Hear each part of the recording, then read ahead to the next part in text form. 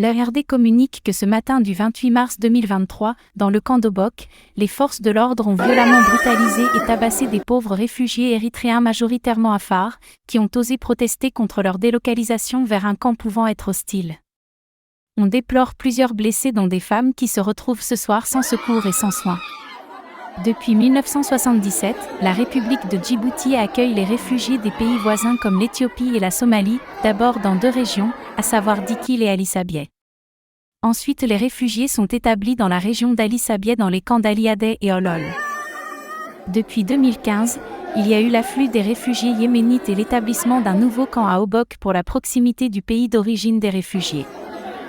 En 2022, l'ONARS et le HCR avaient pris une décision sage, celle de regrouper les réfugiés érythréens éparpillés entre les camps d'Ali Adeh et Olol, toujours pour la proximité et l'affinité ethnique, dans le camp des réfugiés d'Obok vu le contexte de tensions ethniques régionales. Mais depuis quelques mois, l'ONARS et le HCR semblent obtempérer et obéir à un ordre non écrit, non établi précédemment pour les réfugiés du monde entier, pour traiter en particulier les réfugiés érythréens, à qui l'on propose, soit le renvoi voire le refoulement, soit le relogement forcé dans les camps d'Ali Adeh et Olol sous prétexte que certains des leurs ont des pièces d'identité djiboutiennes. Ceci est inadmissible et intolérable, notamment en présence des institutions onusiennes et humanitaires. D'une part, il y a l'ingérence des pouvoirs publics dans la gestion des réfugiés d'une manière tendancieuse, surtout lorsqu'ils sont Afars notamment, et d'autre part cela démontre et prouve la complicité de la part de l'ONARS et du HCR dans le traitement des réfugiés, qui applique à cet effet 2 poids 2 mesures suivant l'identité ethnique des réfugiés. Pour avoir travaillé dans les camps des réfugiés d'Ali Adeh et Olol, le témoin de l'ARD confirme qu'il y a bien là-bas des réfugiés ayant les pièces d'identité djiboutiennes, mais qui ne sont pourtant jamais inquiétés pour cela.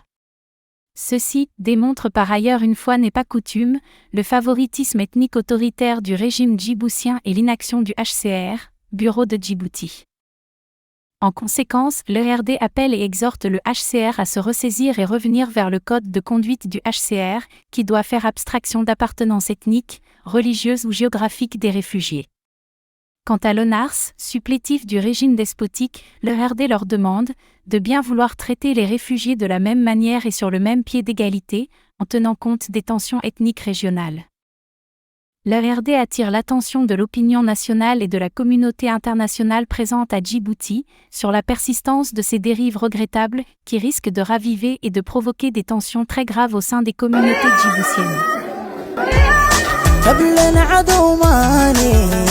متى سحكانا متى سحكانا تكتب بترحيني